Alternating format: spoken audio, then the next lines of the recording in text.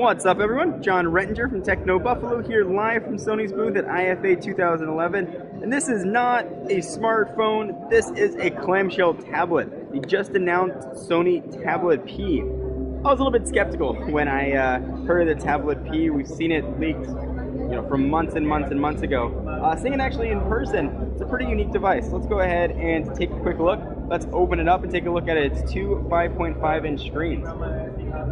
Kind of interesting when you take a look. We'll go ahead and jump home here. First, you can see the interface treats it as one big screen, despite this big gap in the middle. One of the concerns I had was how's it going to feel when you're scrolling up and down over it? And the answer is about what you'd expect. It's not completely smooth. There is a bit of a ledge right there. This part of the screen is a little bit higher, so you feel your finger go over it. If we're browsing a website, let's say we're at Techno Buffalo here, for example, you definitely can scroll. You don't have much of a problem, but you do clearly see that line there. So if you're reading an article and you're scrolling on through, you're going to have to judge whether or not that's going to be a bother for you or not. Something I could probably get used to. You can easily adjust it with just moving your finger, but it is certainly going to be prevalent in there. We'll go ahead and jump in and take a look at some of the specs. So as we mentioned, it does have those two 5.5-inch capacitive screens with a resolution. Zoom right in so you guys can see it for yourself. 1024 by 480, of course, capacitive. This does have cellular connectivity. We haven't had any carrier announcements yet. It does have support though for AT&T's HSPA Plus network, so that's the standard that's used pretty much all over the world. So hopefully it'll come to your carrier. Similar specs to the other Sony tablets that we've seen. So it's being powered by NVIDIA Tegra 2, 5-megapixel camera on the back with HD capture. You've got a VGA camera living somewhere on the front. There it is, right there. So you can do your front-facing video chat. So what is this form factor going to do for you? Well, it's a bit odd. First, I kept trying to rotate it to see how an accelerometer would work if I wanted to look at it from a different angle, and I couldn't get anything to rotate.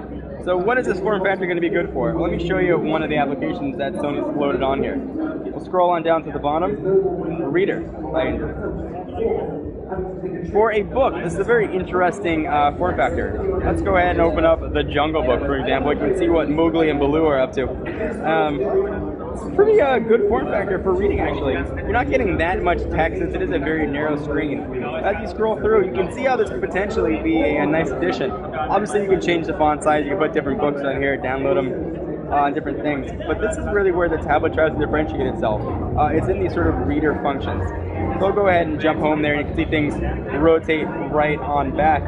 So we do have Sony skin on here. You can see it in the applications. Go ahead and see that right there. They have skin. They've got sort of their Mediascape-esque things on here. No pinch to zoom like we have on the Mediascape UI on the Xperia Arc S. Of course, you have pinch to zoom in the browser, but when you're on the home screen, you do not.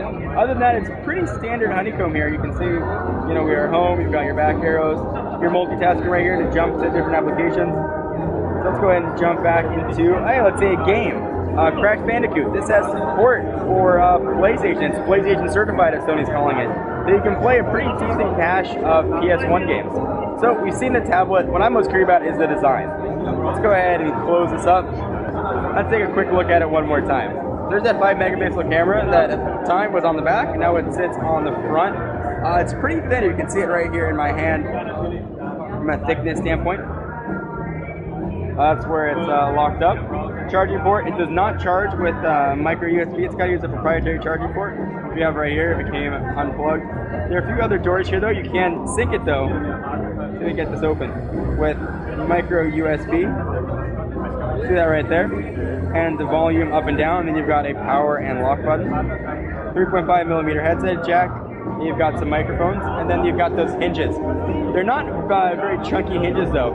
Things feel pretty light in the hands.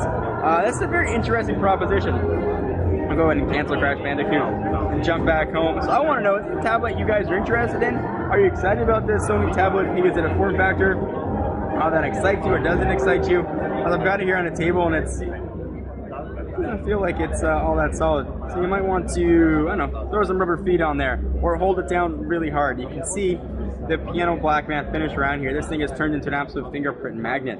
I will say though, we're in a lot of direct light. It's got great visibility, so as I move it all around, I don't see any sort of distortion at all. So hats off to Sony for doing that. We'll go ahead and jump back to the web browser. Pinch to zoom works very, very well, as you'd expect from a pretty well-spec'd modern Android device. So I'm John Renter from Techno Buffalo. That's been a first look and hands-on at the brand new Sony Tablet P.